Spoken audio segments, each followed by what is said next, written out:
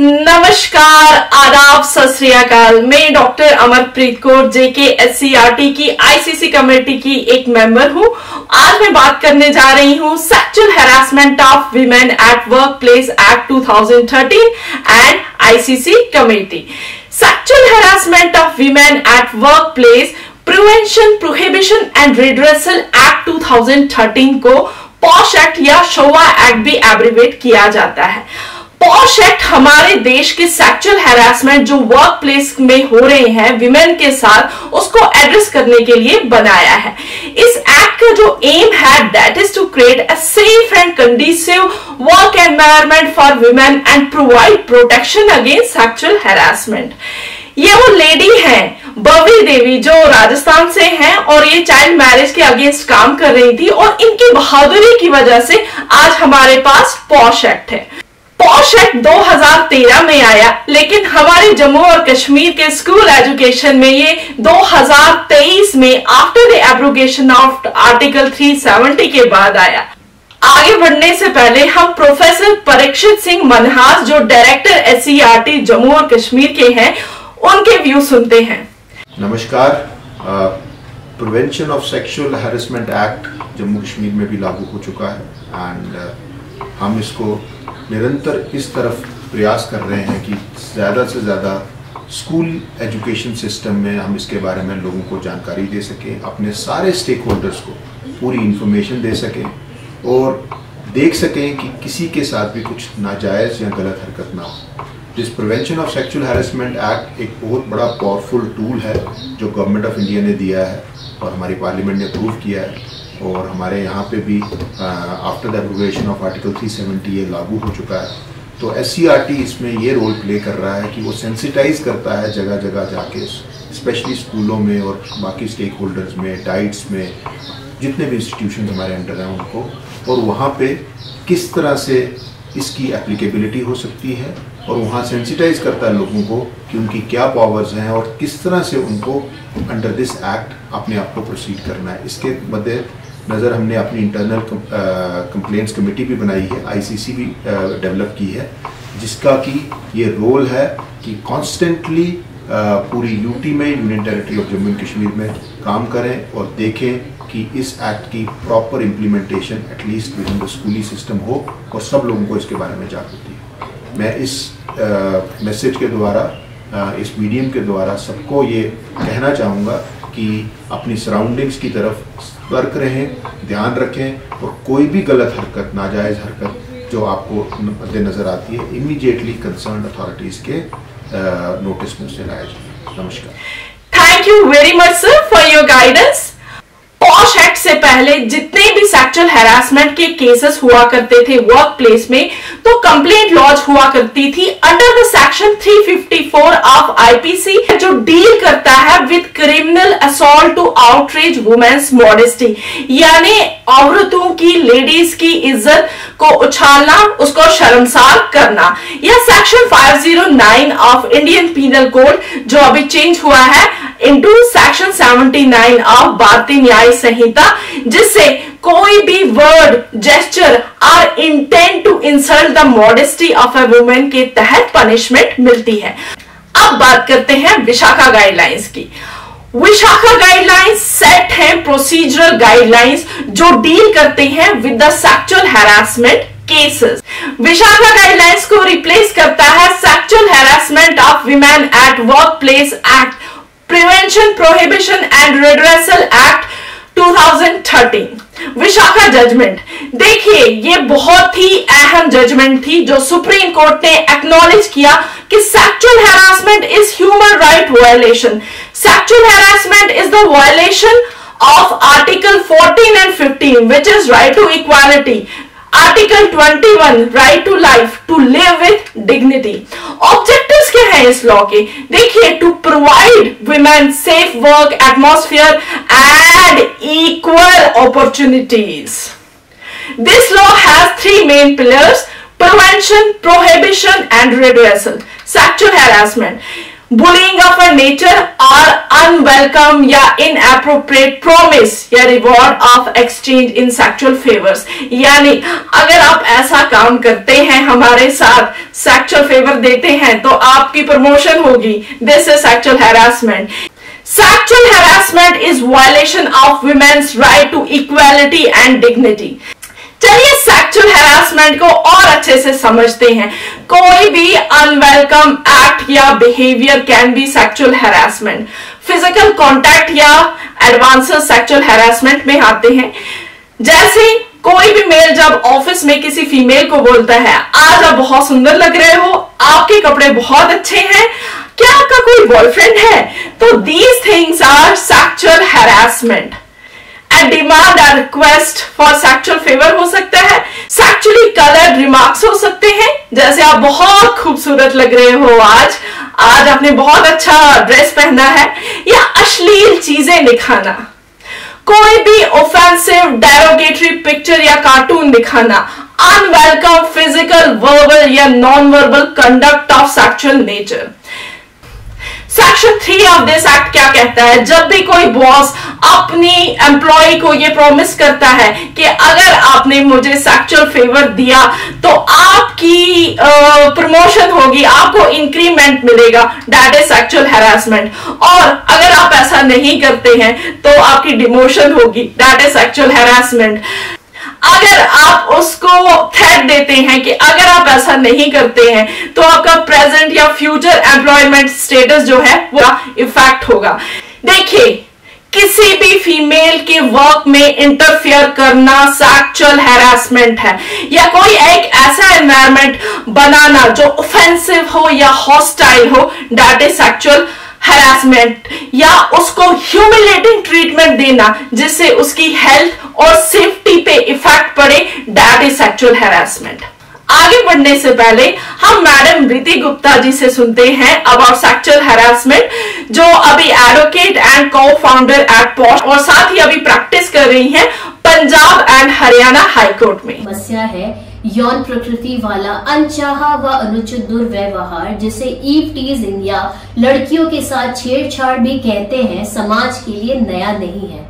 कार्यस्थल पर यौन उत्पीड़न के मामले हमेशा देखने को मिलते रहे हैं, जिसे ध्यान में रखते हुए भारत सरकार ने 2013 में पॉश एक्ट यानी यौन उत्पीड़न अधिनियम और नियम पारित किया, जिससे अंतर्गत पीड़ित महिला आखिरी घटना के 90 दिन के भीतर अपने कार्यस्थल के आईसी कमेटी के पास शिकायत दर्ज करा सकती है और संदिग्ध व्यक्ति के दोषी पाए जाने पर उसके खिलाफ कानूनी कार्यवाही करना अनिवार्य। धन्यवाद मैडम। अब वर्क प्लेस के बारे में जानते हैं। देखिए, where one visits the course of her employment, even work from home is also a workplace. COVID के टाइम ये टर्म बहुत ही फेमस हुई थी। अगर आप घर से काम कर रहे हैं और आपको मैसेज आता है कोई भी सेक्सुअल हैरासमेंट वाला, वो भी इसमें कवर होता है। इट डजंट मीन कि ये सिर्फ आपके ऑफिस में ही एप्लीकेबल है, ये कवर करता है organised and unorganised sector, government organisations, private sector organisations, hospitals, nursing homes, sports institute and other facilities, dwellings or house when a person works from। Work place extended form में भी है, जैसे office की parties हुआ करती हैं, अगर sexual harassment वहां पे भी हो रही है तो that party will be considered as workplace. Off sites हो सकती हैं, आउटबाउंड ट्रेनिंग्स है, क्लाइंट मीटिंग्स है, ट्रेनिंग सेशंस है, ट्रैवल फॉर ऑफिस पर्पस है। इस लॉ को समझने के लिए कुछ इंपॉर्टेंट टर्म्स हैं, जैसे complainant, it can be a person who has been subject to sexual harassment, या a person reporting an incident of sexual harassment एक कंप्लेनेंट होता है। रेस्पोंडेंट होता है the person who is allegedly reported to have committed an act of sexual harassment. अब aggrieved women को समझते हैं। देखिए, in relation to a workplace, एक विमेन अगर वहां पे एम्प्लॉयड है या किसी और माध्यम से वहां पे आई हुई है, कॉन्ट्रैक्ट के बेसिस पे आई हुई है, who alleges to have been subject to any other sexual harassment by the respondent is aggrieved women. A woman of any age who is employed in such a dwelling place or house, उसको aggrieved women कहा जाता है। आगे बढ़ने से पहले हम professor Mahmood Hussain जी, जो हेड एंड डीन है school of law from university of Kashmir, उनका व्यू जानते हैं अबाउट द आईसीसी कमेटी। हर किसी वर्क प्लेस में हमको एक आईसीसी सेल चाहिए, वहां जहां पर ये अपनी ग्रीवेंसेस रजिस्टर करें और जहां पर इनकी ग्रीवेंसेस को रिड्रेस किया जाए। तो मुझे लगता है कि एविडेंस के जरिए मुमकिन है कि हम अवेयरनेस करें, एक तो ये, दूसरा वो सिस्टम इन प्लेस रखें ताकि जहां पर भी इंसिडेंट्स हो तो ये आगे आ जाए और अपनी ग्रीवेंसेस, अपनी जो शिकायत है वो वहां दर्ज करें और वहां वो उसका इजाला हो। धन्यवाद sir for your guidance. Complaint mechanism, internal complaint committee बनेगी अंडर द सेक्शन 4, जिसमें एक प्रिसाइडिंग ऑफिसर होंगी जो सीनियर लेवल की महिला होंगी, नॉट लेस देन 2 मेंबर्स जो एम्प्लॉय होंगे, एक मेंबर होना चाहिए किसी एनजीओ का या किसी एक ऐसी एसोसिएशन का जो डील करता हो with the sexual harassment cases. Half of the members जो हैं वो फीमेल्स होनी चाहिए। लोकल कमेटी, हर district officer shall constitute a local committee in the respective districts. District officer जो है वो डेजिग्नेट करेंगे एक nodal officer in every block, district and tehsil to receive the complaints, और ये जितनी भी कंप्लेंट्स आएंगी ये एलसीसी को फॉरवर्ड होंगी विद इन द 7 days। एक chairperson to be nominated amongst the eminent women in the field of social work. एक लेडी होंगी working in every block, tehsil और डिस्ट्रिक्ट। 2 मेंबर्स होने चाहिए जिसमें एटलीस्ट एक महिला हो जो एनजीओ से हो या किसी ऐसी एसोसिएशन से हो जो सेक्सुअल हैरासमेंट के केसेस को डील करता हो। हमारे JKSCRT in board division, Jammu division and Kashmir division including the 20 diets में भी अब आईसीसी कमेटी है और ये है उसका स्ट्रक्चर। आगे बढ़ने से पहले हम डॉक्टर संजीवनी जी जो एसोसिएट प्रोफेसर हैं और साथ ही हमारे JKSCRT की आईसीसी कमेटी की प्रिसाइडिंग ऑफिसर भी हैं, उनका व्यू जानते हैं अबाउट आईसीसी कमेटी। नमस्कार। 23 अप्रैल 2013 को भारत सरकार ने एक पोश एक्ट अधिनियमित किया था। उस एक्ट के मुताबिक कि जो भी महिला कर्मचारी हैं, जिस भी वर्क प्लेस में वो काम कर रही हैं, उनके साथ किसी प्रकार का कोई यौन उत्पीड़न या कोई शोषण न हो। इसमें हर ये मैंडेट है, हर ऑफिस में ये आईसीसी कमेटी बनी हुई है, इंटरनल कंप्लेंट कमेटी। हमारे भी SCRT के ड्यूटी में ये कमेटी बनी हुई है। इसकी प्रिजाइडिंग ऑफिसर मैं डॉक्टर संजीवनी और हमारे 7 मेंबर हैं। तो इसमें हमने केसेस रिजॉल्व किए हैं। अब इसका ऑनलाइन प्रावधान भी है। हम सबसे यही रिक्वेस्ट करते हैं कि अगर किसी की कोई समस्या है तो खुल के आगे आए, ऑनलाइन अपनी कंप्लेंट दर्ज कराए, हम उसको रिजॉल्व करेंगे और कोशिश करेंगे पूरा वर्क प्लेस में कंजीनियल एटमॉस्फेयर बने। Thank you. Thank you very much ma'am.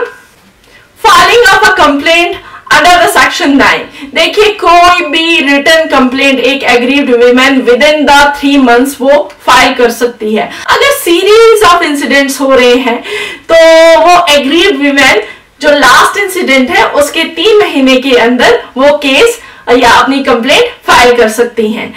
देखिए, when an aggrieved woman is unable to make a complaint due to her physical or a mental incapacity or death, उस case में क्या होगा, जो उनका legal वारिस होगा या कोई ऐसा शख्स होगा जो इस इंसिडेंट के बारे में जाने तो वो कंप्लेंट फाइल कर सकता है। अब सेटलमेंट या reconciliation under the section 10 and section 11, respondent और कंप्लेनेंट के बीच में सुलह हो सकती है, लेकिन सिर्फ जब एक एग्रीव्ड वीमेन वो रिक्वेस्ट इनिशिएट करे। और इसमें खास बात का ध्यान रखना है कि इसमें कोई भी पैसे की सेटलमेंट नहीं होनी चाहिए।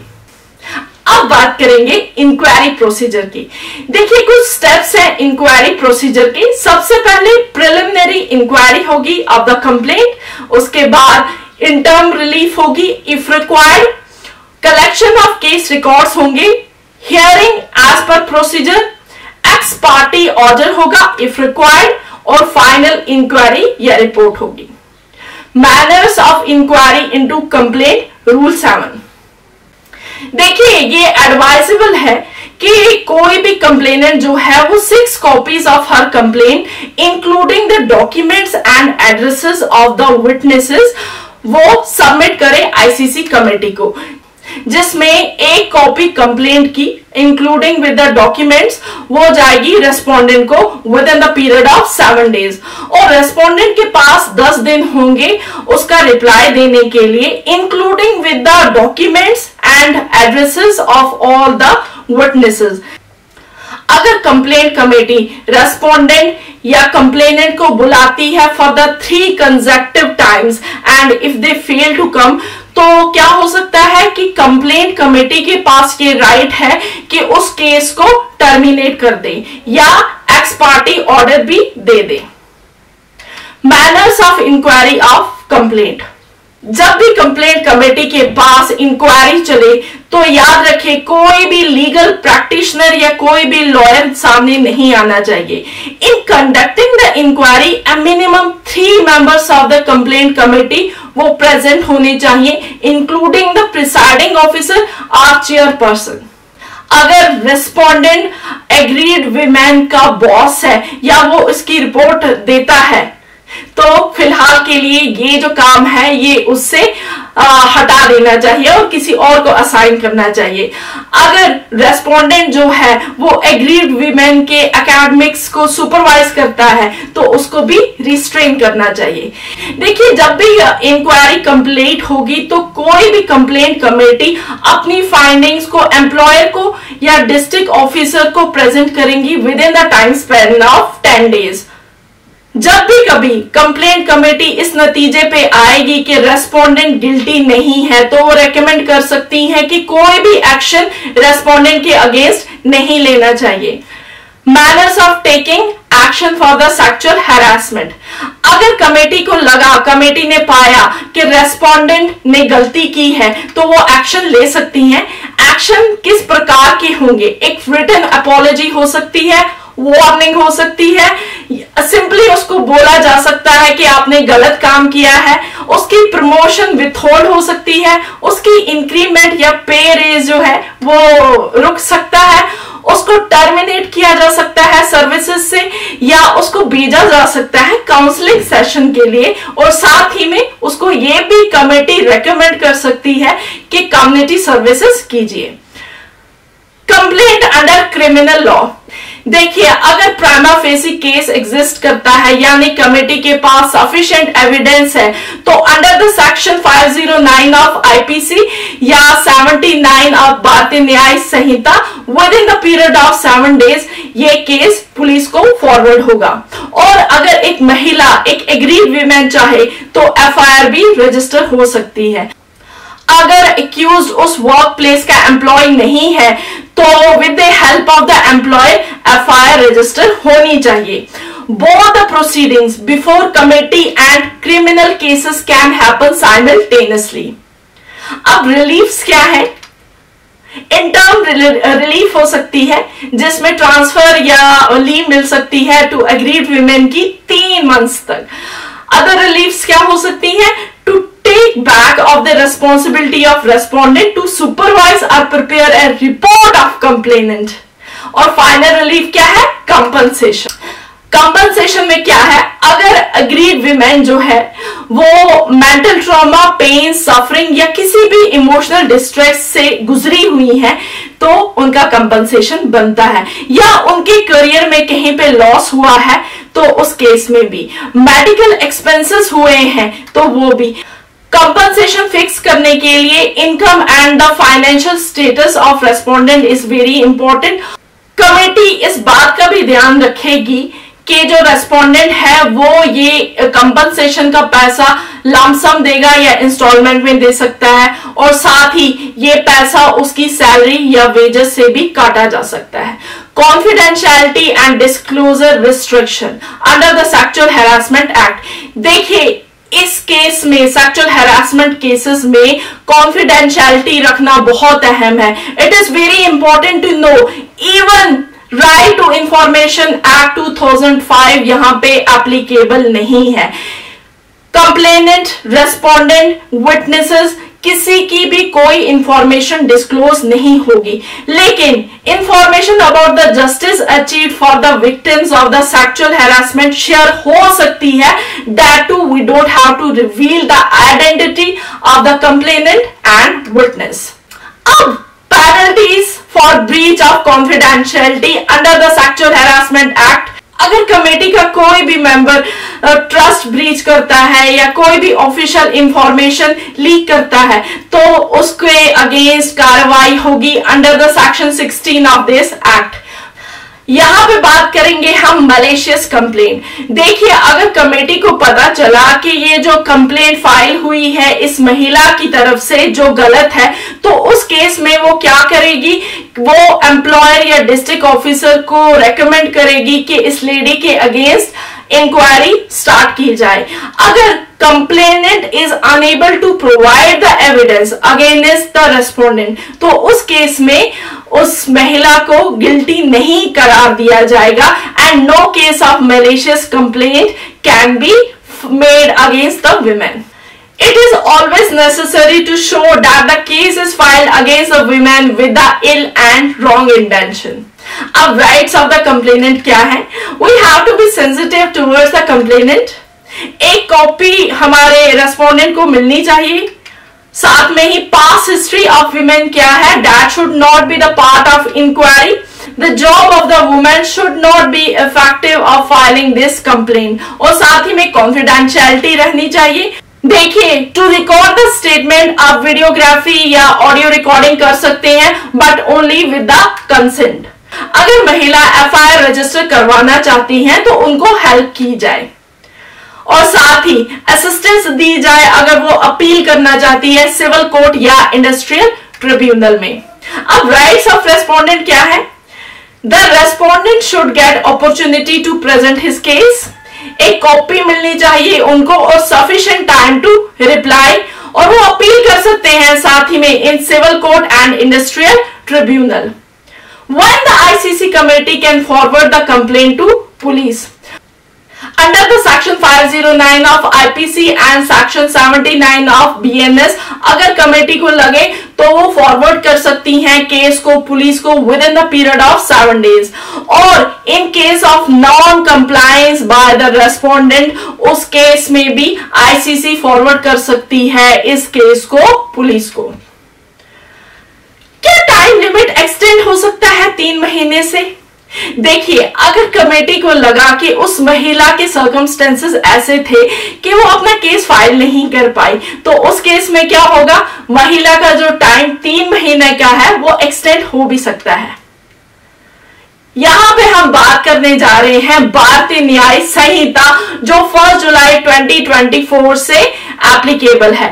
तो सबसे पहले सेक्शन 76 असॉल्ट और यूज ऑफ क्रिमिनल फोर्स, जिससे एक महिला शर्मसार हो जाए, उस केस में सिंपल या रिग्रेस इम्प्रिजनमेंट हो सकती है 3 साल के लिए, और बढ़ के जो 7 साल के लिए भी हो सकती है।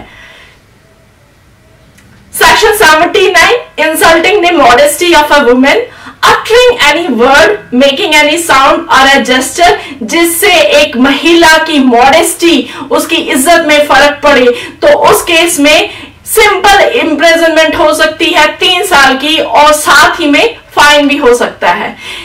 इस बारे में हम और जानते हैं हमारी डॉक्टर साहिबा डॉक्टर सबा मंजूर जी से, जो असिस्टेंट प्रोफेसर हैं at school of law, university of Kashmir. Our criminal code, our criminal laws, like the other laws in the country, they give a lot of emphasis on the protection of women.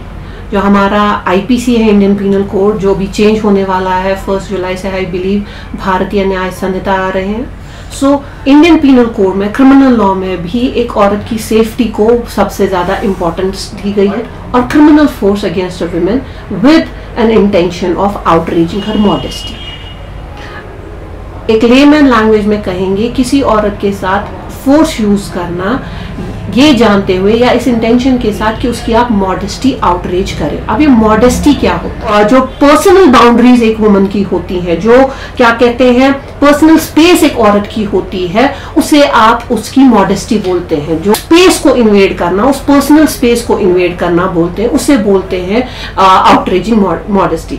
Now जहां तक outraging of modesty का सवाल है, please remember outraging of modesty does not necessarily always involve use of physical force, कि आप physically एक औरत का, से फॉर एग्जाम्पल होता ना खासा कोई दुपट्टा छीन दे सड़क पे, that is example of outraging modesty. लेकिन आउटरेजिंग ऑफ मॉडेस्टी हमेशा फिजिकली नहीं जरूरत है, आपको एक्शन से नहीं होता, वो वर्बली भी हो सकता है। कोई एक ऐसी सिचुएशन आप क्रिएट करें जहां पे एक औरत को अनसेफ फील हो, जहां पे एक औरत को अननेसेसरी सेक्सुअल एडवांसेस फील हो, उसको आप बोल सकते हैं that the modesty of a woman has been outrage. और इसको बहुत सीरियसली लिया गया है।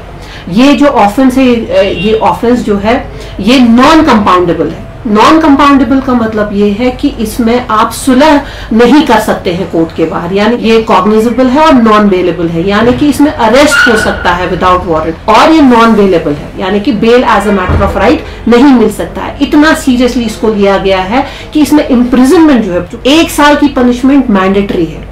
पनिशमेंट जो है वो 5 साल तक जा सकती है, लेकिन कम से कम 1 साल की पनिशमेंट इस ऑफेंस के लिए मिलनी ही मिलनी है। दूसरा ऑफेंस जो डील किया गया है भारतीय न्याय संहिता में वो है सेक्शन 78, जो डील करता है with gestures which are intended to insult the modesty of a woman. यानी कि सिर्फ इतना नहीं कि आप औरत की मॉडेस्टी आउटरेज करें, अगर आप क्या कहते हैं उसकी आप ऐसे अल्फाज इस्तेमाल करते हैं, आप ऐसे जेस्चर्स इस्तेमाल करते हैं जिससे एक औरत को इंसल्ट फील हो, उसको अपनी पर्सनल बाउंड्रीज लगे कि इन्वेड हो रही है, उसमें भी क्या कहते हैं उसको भी लॉ बहुत सीरियसली लेता है, और उसमें भी 3 साल तक की सजा और मैंडेटरी फाइन होता ही होता है। Thank you very much ma'am. अब हम यहाँ पे बात करेंगे section 75 of Bharatiya Nyaya Sanhita, sexual harassment by a male. Any physical contact या एडवांसेस जैसे डिमांड या request for the sexual favour या अश्लील चीजें दिखानी, मेकिंग सेक्सुअली कलर्ड रिमार्क्स, उस केस में क्या ऑफेंस है?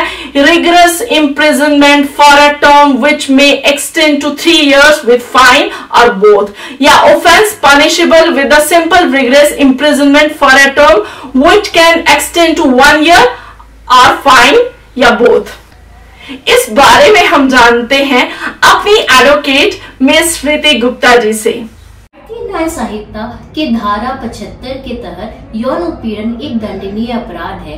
यदि कोई व्यक्ति महिला के साथ दुर्व्यवहार करता है या यौन संबंध कायम करने की मांग करता है या महिला के इच्छा के विरुद्ध उसे अश्लील सामग्री दिखाता है या यौन टिप्पणियां करता है, तो उसे भारतीय न्याय संहिता के तहत कारावास या जुर्माना या दोनों भी हो सकता है। पीड़ित महिला अपने साथ हुए दुर्व्यवहार की जानकारी अपने कार्यस्थल के आईसी कमेटी या नजदीकी पुलिस स्टेशन में दे सकती है, जिसके पश्चात संदिग्ध व्यक्ति पर कार्रवाई होगी। Thank you ma'am, thank you very much. यहाँ पे हम बात करेंगे भारतीय न्याय संहिता का सेक्शन 78 स्टॉकिंग। जी, आप किसी भी महिला को मॉनिटर नहीं कर सकते हैं, उसकी एक्टिविटी मॉनिटर नहीं कर सकते हैं, वो कहाँ जा रही है, क्या कर रही है, उसका इंटरनेट ईमेल वगैरह भी चेक नहीं कर सकते हैं। अगर ऐसा होता है तो फर्स्ट कन्विक्शन जो है दैट विल बी सिंपल और rigorous imprisonment for a term which can extend to 3 years। Second और सब्सिक्वेंट कन्विक्शन में क्या होगी? Simple rigorous imprisonment for a term which may extend to 5 years and fine. इस बारे में हम जानते हैं डॉक्टर मीर जुनैद आलम जी से, जो सीनियर असिस्टेंट प्रोफेसर हैं at school of law, university of Kashmir. So far, if we see the literal meaning of stalking, it means following somebody to monitor his activities.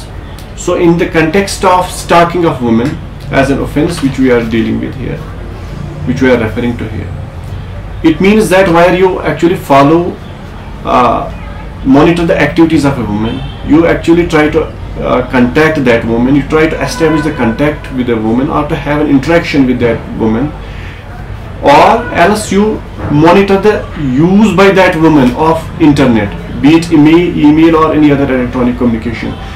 This constitutes, this amounts to the stalking. And the punishment for stalking is, in case of the first conviction, 3 years imprisonment or fine or both, and in case of the second and subsequent conviction, it is an imprisonment which may extend to 5 years or fine or both. Thank you very much sir. यहाँ पे हम बात करेंगे भारतीय न्याय संहिता का section 77 वॉयजरिज्म। देखिए, किसी भी विमेन को वॉच करना इन हर प्राइवेट मूवमेंट या उसका कोई फोटो खींचना उसकी मर्जी के against, it can be a crime, और इसके लिए आपको क्या मिल सकती है? Simple rigorous imprisonment for a term which shall not be less than 1 year, और ये बढ़ के 3 साल तक भी हो सकती है। सेकेंड, सब्सिक्वेंट कन्विक्शन में क्या हो सकती है? Simple rigorous imprisonment for a term which shall not be less than 3 years, but ये 7 साल तक भी बढ़ सकती है। अब manners to organise workshop under the rule 13। देखिए, हर एम्प्लॉयर को चाहिए कि वो अपने ऑफिस में सेक्सुअल हैरासमेंट के बारे में चाहे चार्टर लगाएं, चाहे कोई रेजोल्यूशन बनाएं या इंटरनल पॉलिसी बनाएं, लेकिन इस इंफॉर्मेशन को वाइडली डिसेमिनेट करें, और साथ ही carry out the orientation programs and seminars for the member of internal committee, carry out employee awareness programs and create forum for the dialogue, जिसमें हमारे पंचायती राज इंस्टीट्यूशंस भी शामिल होंगे, ग्राम सभाएं भी होंगी, कुछ वुमेन फोक भी होगा, और साथ ही conduct the capacity building program and skill building programs for the member of internal committee. Under the rule 14, her complaint committee को चाहिए रिपोर्ट पेश करें टू द एम्प्लॉयर, जिसमें number of the complaints of the sexual harassment कितने receive हुए उस year में, या कितनी कंप्लेंट्स डिस्पोज हुई उस ईयर में, या नंबर ऑफ केसेस कितने पेंडिंग है, नंबर ऑफ वर्कशॉप्स या अवेयरनेस प्रोग्राम्स कितने हुए सेक्सुअल हैरासमेंट को लेके, या नेचर ऑफ एक्शन क्या लिया गया बाय द एम्प्लॉयर और district officer. Duties of employer under section 19 to provide safe working environment, to put information about the committee and punishment under the law at a common area, take steps to aware and sensitize its employees by holding the workshops and trainings, और ensure किया जाए presence of complainant and respondent before the committee, और साथ ही में assist किया जाए by providing required documents and information। It is a responsibility of internal complaint committee कि वो yearly report भी submit करें employer को और साथ ही district officer को। Penalties for the employer in case of non-compliance and repeat the offence under the section 26 of this act। अगर हमारे एम्प्लॉयर एक इंटरनल कमेटी नहीं बना रहे हैं या वो एक्शन नहीं ले रहे हैं under the section 13, 14 and 22 of this act, या वो वायलेट कर रहे हैं इस एक्ट को, इस एक्ट के प्रोविजंस को, तो उस केस में क्या होगा? एम्प्लॉयर को फाइन देना पड़ेगा 50,000 का, और अगर वो फिर से रिपीट करते हैं तो उस केस में क्या होगा? उनकी जो पनिशमेंट है वो डबल हो जाएगी, यानी अगर उनको पहले केस में 50,000 देना था, अब 1 लाख देना है, और साथ ही में cancellation and no renewal of their business licence और रजिस्ट्रेशन। अब यहां पे बात करेंगे सेक्शन 23 एंड 24। अगर सरकार चाहे तो वो मॉनिटर कर सकती है और साथ ही इंप्लीमेंट कर सकती है एक्ट को, and maintain the date and number of the cases filed, और कितने डिस्पोज ऑफ हुए उस पर्टिकुलर ऑफिस में of the sexual harassment at workplace. Under the section 24, government they can create educational material and organize awareness programs to inform the public about the act, और साथ ही में they can develop orientation and training programs for the member of the local committee। Section 25, public interest में या for the protection of women employ, हमारी सरकार क्या कर सकती है? रिक्वेस्ट कर सकती है एम्प्लॉयर या डिस्ट्रिक्ट ऑफिसर को to provide information on sexual harassment, authorise कर सकती है किसी भी ऑफिसर को to inspect records and workplace related to the sexual harassment and submit a report within a specified period. Employer and district officer must provide all relevant information and documents during inspection. अब कुछ और sections की बात करेंगे. Court सिर्फ उन्हीं cases को consider करेगा जो एग्रीड वीमेन के थ्रू फाइल हुए हो या वो ऑथराइज हुए हो बाय कंप्लेंट कमेटी. कोई भी मेट्रोपॉलिटन मैजिस्ट्रेट या judicial magistrate of first class इस केस को डील करेगा. इस एक्ट के अंडर पुलिस किसी को भी अरेस्ट नहीं कर सकती without warrant. The provision of this act shall be in addition and not in derogation of the provision of any other law for at time being in force. अब आखिर में हम अपने director sir professor Parikshit Singh Manhas ji को सुनते हैं. Prevention of sexual harassment act Jammu Kashmir में भी पूरी तरह लागू हो चुका है और जम्मू कश्मीर SCRT भी इसके मद्देनजर अपनी ICC इंटरनल कंप्लेंट कमेटी बना चुकी है. और इस इंटरनल ICC का मेन रोल यही है कि अपने सारे स्टेक होल्डर्स को सेंसिटाइज किया जाए, पॉश के बारे में बताया जाए कि इसके तहत क्या क्या चीज़ें आती हैं, इस एक्ट के तहत क्या क्या कार्य किए जा सकते हैं. और थ्रू दिस मैसेज मैं अपने सारे स्टेक होल्डर्स को ये भी कहना चाहूँगा कि अपने इंस्टीट्यूशंस में, अपनी सराउंडिंग्स में ध्यान रखिए ताकि कोई भी गलत कार्य, कोई भी नाजायज़ चीज़ ना हो. और जो भी वर्जित है इस prevention of sexual harassment act के अंडर वैसी कोई भी एक्टिविटी ना हो. और अगर आपकी नज़र में कोई भी आती है तो अपनी ICC को बताइए और ताकि कंसर्न अथॉरिटीज़ उसकी कॉग्निजेंस ले सकें और इमीडिएटली उसके ऊपर एक्ट कर सकें. और पॉश एक बहुत इम्पॉर्टेंट टूल है और स्पेशली स्कूल एजुकेशन सिस्टम में it's a very important tool. And हम चाहेंगे कि हमारे सारे बच्चे या सारे स्टेक होल्डर्स आने वाले समय में सुरक्षित रहें और वो एक अच्छा जीवन आगे बिता सकें. इसके लिए हम इसकी इम्प्लीमेंटेशन पूरी UT में करने जा रहे हैं. Thank you very much sir. और आखिर में आप सभी लोगों का धन्यवाद मुझे पेशेंटली सुनने के लिए और मुझे इतना प्यार और सम्मान देने के लिए. Thank you very much.